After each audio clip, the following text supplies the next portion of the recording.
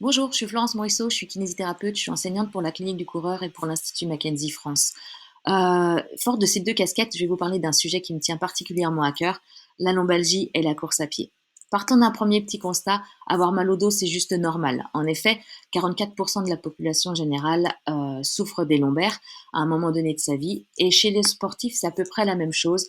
On est dans les mêmes proportions, et une revue systématique de Trompeter en 2012 relatait que la proportion la plus élevée de lombalgie se retrouvait chez les rameurs, chez les gens qui pratiquaient de l'aviron, et la plus faible chez les basketteurs. L'évolution générale de la lombalgie commune, elle est extrêmement favorable. L'évolution naturelle, en 6 semaines, les gens récupèrent de la majorité de leurs symptômes. Mais Peter Croft décrit 4 voies d'évolution de cette lombalgie, où finalement on a 30% qui vont totalement récupérer, on a 36% qui vont garder des symptômes persistants, qui font de quelque chose, on a 13% qui vont avoir des symptômes fluctuants et 21% qui vont devenir chroniques. D'autre part, le plus grand facteur de risque d'avoir mal au dos, c'est d'avoir eu mal au dos. Qu'en est-il pour les coureurs? Alors, depuis Catherine Switzer, qui avait été la première femme à faire un marathon en 1967 sous un nom d'emprunt masculin, l'engouement pour la course à pied est devenu de plus en plus important, avec aujourd'hui pas loin de 19% de la population américaine qui court, avec des rêves de toujours plus haut, toujours plus fort, toujours plus long, et avec des pratiques qui ne sont pas toujours extrêmement sécurisées ni bien entourées. Pour autant, la lombalgie ne représente que 5% de la pathologie du coureur à pied. Lombalgie et course à pied ont aussi un point commun, c'est qu'ils sont porteurs d'un certain nombre de mythes. Alors, décortiquons un petit peu ces mythes-là. Le premier, c'est que finalement, quand tu as mal au dos, la meilleure façon de prévenir ton mal au dos, c'est de te faire une super sangle abdominale.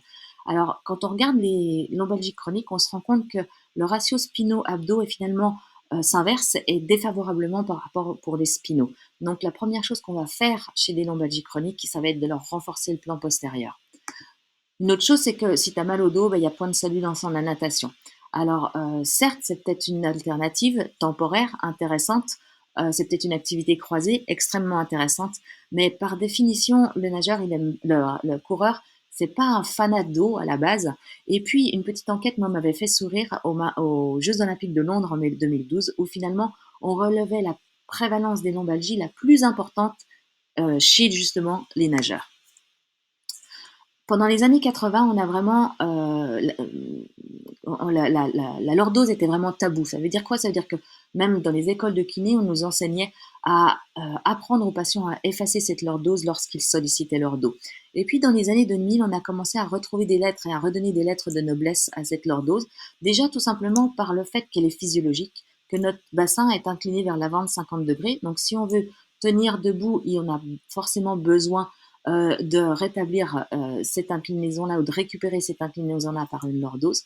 Et puis, notre mode de vie moderne aujourd'hui implique une écrasante majorité de contraintes en flexion. Donc, se dire qu'on peut avoir besoin de contrebalancer cet excès de flexion par de la lordose ne passerait pas complètement saugrenu.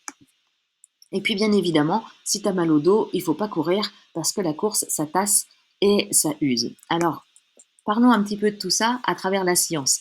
Une étude de Bellavi en 2017 avait comparé un groupe de non-coureurs, 25 personnes, un groupe de coureurs qui couraient environ 30 à 40 km par semaine, 30 personnes, et un groupe de coureurs qui couraient plus de 50 km par semaine, 35 personnes.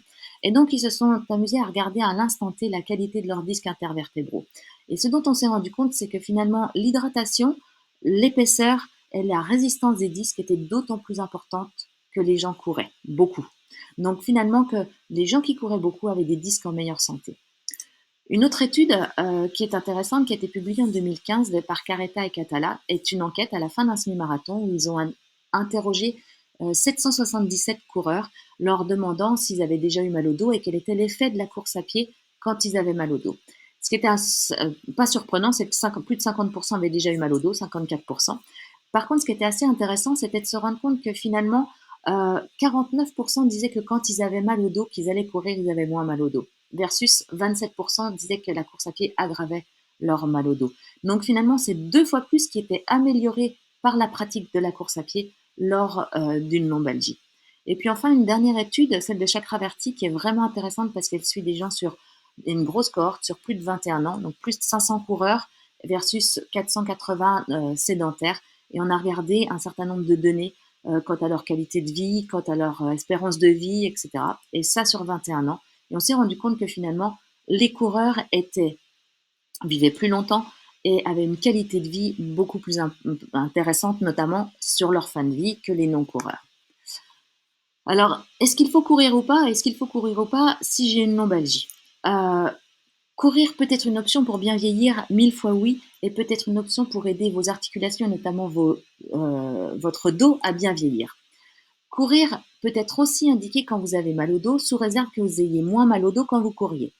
Après, il faudra bien évidemment aussi reconnaître des conditions et des contre-indications temporaires ou définitives à la pratique de la course à pied. Et ça, c'est un triage qui va pouvoir s'imposer, qui va pouvoir nous expliquer si oui ou non, et nous déterminer si oui ou non il faut continuer à courir. Donc votre kiné, votre médecin du sport peuvent être les plus à même de reconnaître ces conditions qui autorisent la pratique, la poursuite de la pratique de la course à pied versus celle qui demande un arrêt temporaire ou définitif. Et dans une prochaine capsule, je vous propose de vous expliquer comment on peut faire ce triage-là et comment relativement simplement et d'un point de vue pragmatique, on peut reconnaître et on peut déterminer si oui ou non la pratique de la course à pied doit être arrêtée si j'ai mal au dos ou si au contraire je peux la favoriser, je peux l'encourager ou s'il faut juste que j'attende un petit peu. Voilà, je vous souhaite une bonne journée. J'espère que ces un petit peu plus de 5 minutes vous auront été utiles et puis je vous dis à très bientôt.